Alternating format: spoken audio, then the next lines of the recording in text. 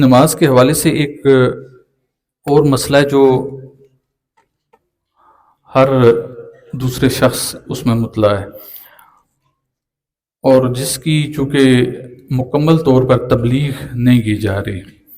اگر تبلیغ کی بھی جا رہی ہے تو اس طریقے سے نہیں کی جا رہی جس طریقے سے قرآن بیان کرتا ہے، تو ہر شخص مخمصے کا شکار ہے۔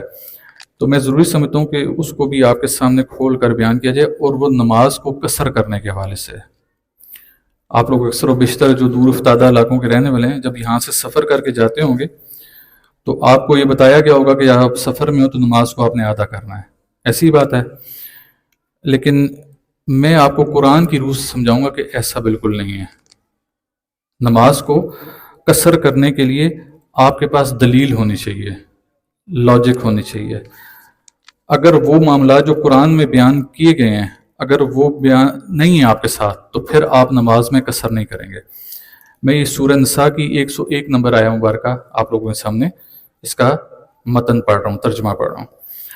اللہ تعالیٰ ارشاد فرماتے ہیں کہ اور جب تم سفر کرو زمین میں تو تم پر کچھ حرج نہیں اگر تم قصر کرو، یعنی کہ اس قصر کے لفظ کو بتایا گیا کہ 4 رکعات کو تم ادا کر دو، ٹھیک ہے۔ تم پر کچھ حرج نہیں اگر تم قصر کرو نماز میں، اگر تمہیں خطرہ ہو، یہ الفاظ پہ غور کیجئے، اگر تمہیں خطرہ ہو کہ کافر تمہیں اذیت پہنچائیں گے۔ یہ شرط کے ساتھ ہو گیا کہ اگر تم زمین پر سفر کر رہے ہو اور تمہیں نماز کو ادا کرنے کی اجازت ہے اس صورت میں کہ اگر تمہیں خطرہ ہے کہ کفار تمہیں اذیت پہنچائیں گے۔ ابھی آگے چلتے ہیں، میں پھر آپ کو اس کو ایکسپلین کرتا ہوں۔ بے شک کفار تمہارے کھلے دشمن ہیں۔ اب آپ یہ بتائیں کہ یہاں سے اگر آپ لاہور کے لیے سفر کرتے ہیں، راستے میں کافروں کے گھر ہیں؟ نہیں ہیں۔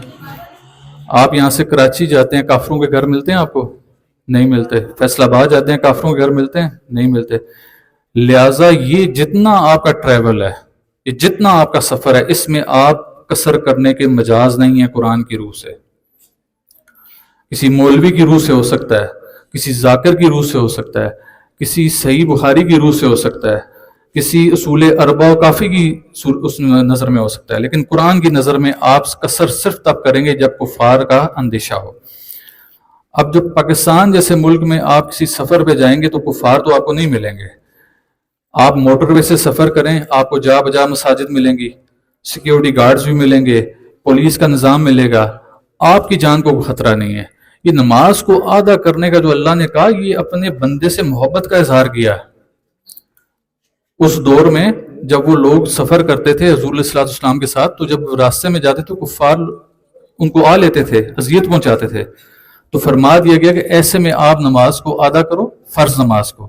ایسے میں سنتوں کو آپ بالکل چھوڑ جائیں گے، نوافل بالکل ایک سائڈ پہ رہ جائیں گے، صرف آپ نے 2 فرض ادا کرنے اور آپ نے زور کے ٹائم آگے نکل جانا ہے۔ اب یہ 4 فرائض کو کیوں ادا کرنے کا کہا گیا؟ اس کی وجہ ہے کہ جب آپ پرانے وقتوں میں سفر کرتے تھے تو فجر کی نماز کے بعد سفر شروع ہوتا تھا، تو فجر کے تو 2 فرض ہوتے ہیں پہلے سے ہی، تو جب آپ ظہر کے وقت اگر کسی علاقے میں پہنچے ہیں تو وہاں پر آپ کو پتہ ہے کفار کے گھر بھی ہیں، تو ایسے میں آپ ظہر کے جو 4 فرض ہیں ان کو 2 فرضوں میں تبدیل کریں گے۔ اسی طرح عصر کو بھی آپ 4 فرضوں کو 2 فرضوں میں کریں گے۔ لیکن پرانے وقتوں میں سفر کی ممانعت تھی، مغرب سے پہلے سفر کو اختتام پذیر کر دیا جاتا ہے، خیمے لگا دیے تھے، پڑاؤ کر لیا تھا، لہٰذا مغرب کو ادا کرنے کا نہیں کہا گیا کہ 3 ہے تو آپ اس کو 1:30 پہ لے آئیں گے۔ اسی لیے عشاء کو بھی نہیں کہا گیا کہ عشاء کے جو 4 فرض ہیں وہ بھی آپ نے پورے پڑھنے ہیں۔ تو ذرا لاجک بنائیں، اپنے دماغ کا استعمال کریں۔ اللہ تعالیٰ نے فرمایا کہ نشانیاں ہیں عقل والوں کے لیے، جب عقل استعمال کریں گے وہ پتہ چلے گا کہ اگر 4 فرض ظہر کے آدھے کرنے کا کہا گیا تو عشاء کی کیوں نہیں کرنے کا کہا گیا؟ تو اس کی دلیل ہوا جو میں نے آپ کے سامنے پیش کی۔ اس میں ایک اور چیز آپ ذہن میں رکھ لیں کہ چونکہ آپ اگر پاکستان میں سفر کر رہے ہیں تو موٹر وے سے اگر آپ سفر کریں تو پھر آپ قطعاً قصر نہیں کریں گے، لیکن اگر آپ کسی اور علاقے میں سفر کر رہے ہیں، کچے کا علاقہ آ گیا، چھنگا مانگا کا جنگل آ گیا، ایسے میں اگر آپ زور کا وقت ہے آپ وہاں سے گزر رہے ہیں تو پھر آپ کو اپنی جان بچانا سب سے پہلے فرض ہے، لہٰذا وہاں پر آپ قیام بھی نہیں کریں گے۔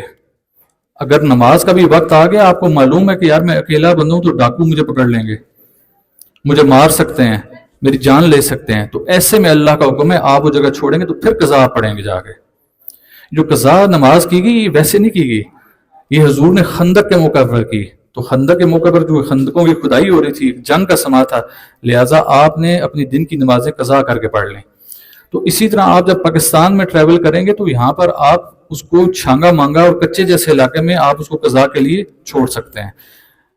یا کوئی اور علاقہ ہے، ہم اس کو چھانگا مانگا اور کچے کے علاقے سے علیحدہ کرتے ہیں. کوئی ایسا علاقہ ہے جہاں پر آپ کو یہ شائبہ ہے کہ ڈاکو آ سکتے ہیں، کچھ اور اچکا آ سکتا ہے، مجھے لوٹ سکتا ہے، راہزن موجود ہیں، تو ایسے علاقوں میں آپ پھر کیا کریں گے کہ وہاں پر بھی آپ قصر پڑھ کے اور نکل سکتے ہیں.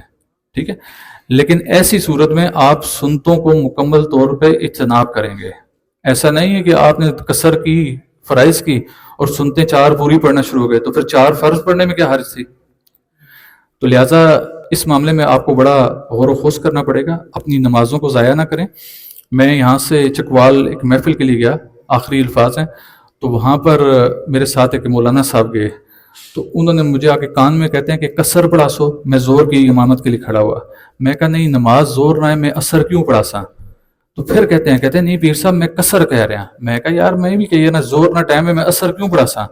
میں بھی اس کے ساتھ مذاق میں لگ رہا. آخر وہ تنگ آگے جا کے کھڑا ہو گیا پیچھے، پورے گاؤں نے میرے پیچھے نماز پڑھ لی. جب ہم روٹی کے لیے بیٹھے تو تھال میں روٹیاں آئیں. تو چکوال کے علاقے میں وہ رواج ہے، وہ بڑی روٹی بنتی ہے توے کی، تو اس کا ایک گیند سا بنا کے نا آگے رکھتے ہیں. تو مولانا صاحب نے 2 گیند اٹھائے تو اپنے پاس رکھ لیے. تو میں نے ان سے کہا کہ آپ گھر میں کتنی روٹی کھاتے ہیں؟ کہتے ہیں 2 کھانا. میں کہتے ہوں کتنی کھانے ہو؟ کہتے ہیں 2 کھانا. میں ہے گل سنو، روٹی قصر کوئی نہیں تے اللہ نے نماز قصر کرنی شروع کر دی. سفر نہ اصول تو پھر اے بھی رکھو نا کہ پھر روٹی نو بھی ادا کر دیو، لیکن اپنے پیٹ بھرن سے تساں نے روٹیاں 2 ہی کھاؤ گے. لیکن اللہ کی نماز کے لیے بہانے ڈھونڈیں گے کہ کسی طریقے سے ادا کر دیں اس کو. لہٰذا یہ سورہ نساء کی 101 نمبر آیا مبارکہ میں نے آپ لوگوں کے سامنے بیان کی. ہر بندہ ذی شعور ہے، ہر بندے کے پاس موبائل ہے. باقی جو جس مکتب کا پیروکار ہے وہ بے شک اس کو فالو کرتا رہے، ہمیں کوئی اعتراض نہیں ہے.